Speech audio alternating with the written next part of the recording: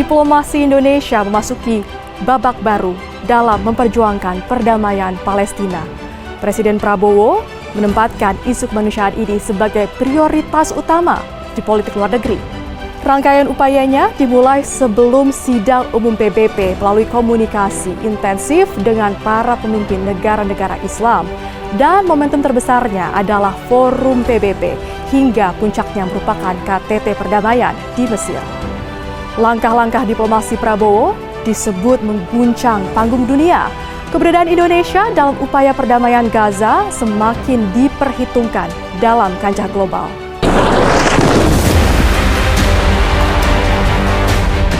We must have an independent Palestine, but we must also recognize, we must also respect, and we must also guarantee the safety and security of Israel.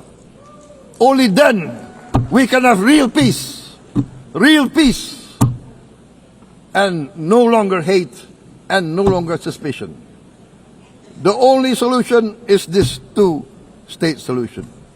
Two descendants of Abraham must live in reconciliation, peace and harmony. Of the United Nations. Pidato Presiden Prabowo di sidang umum PBB ke-80 pada 23 September 2025 ini disambut riuh para pemimpin dunia yang hadir. Dalam pidatonya, Presiden Prabowo kembali mengingatkan para pemimpin dunia soal warga Palestina di Gaza yang menderita karena konflik. Ia kemudian mengajak para kepala negara yang hadir untuk mewujudkan perdamaian di bumi Palestina. Prabowo juga menegaskan lagi sikap Indonesia yang mendukung solusi dua negara untuk mengakhiri konflik panjang di Gaza.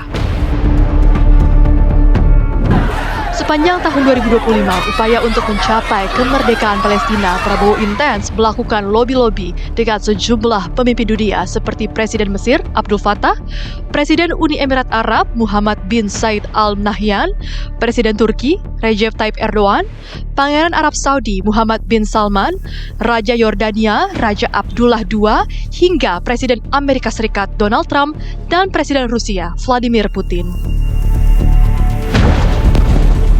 Dari sejumlah media luar negeri, upaya dan peran Indonesia di bawah kepemimpinan Prabowo dalam mewujudkan perdamaian di Gaza semakin diakui setelah Israel dan Hamas akhirnya menyepakati perang 2 tahun di Gaza.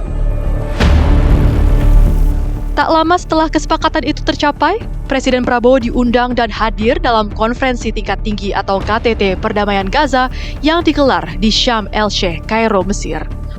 Dalam forum yang dihadiri sejumlah pemimpin negara Timur Tengah dan Barat itu, Prabowo menjadi saksi penandatanganan kesepakatan perdamaian di Gaza yang mengakhiri perang 2 tahun di Gaza. Kehadiran Prabowo dalam forum itu dinilai menunjukkan Indonesia tidak lagi sebagai penonton, tetapi juga penentu dan pencetak sejarah perdamaian di Timur Tengah, khususnya di Gaza. Sejumlah kepala negara dan delegasi memberikan apresiasi kepada Presiden Prabowo. Bahkan Presiden Amerika Serikat Donald Trump dalam pidatonya menyebut Prabowo sebagai aktor penting dalam upaya stabilisasi kawasan. I said, how would you like to deal with him when you left? It's not easy. You did a great job. Thank you very much. Thank you, everybody. We're going to work very hard on this. This is going to be just back to you. KTT Perdamaian di Mesir menjadi puncak diplomasi Indonesia. Forum ini menghasilkan kesepakatan tahap awal gencatan senjata Israel-Hamas, pembebasan sandera Israel dan tahanan Palestina, serta dibukanya akses bantuan kemanusiaan ke Gaza.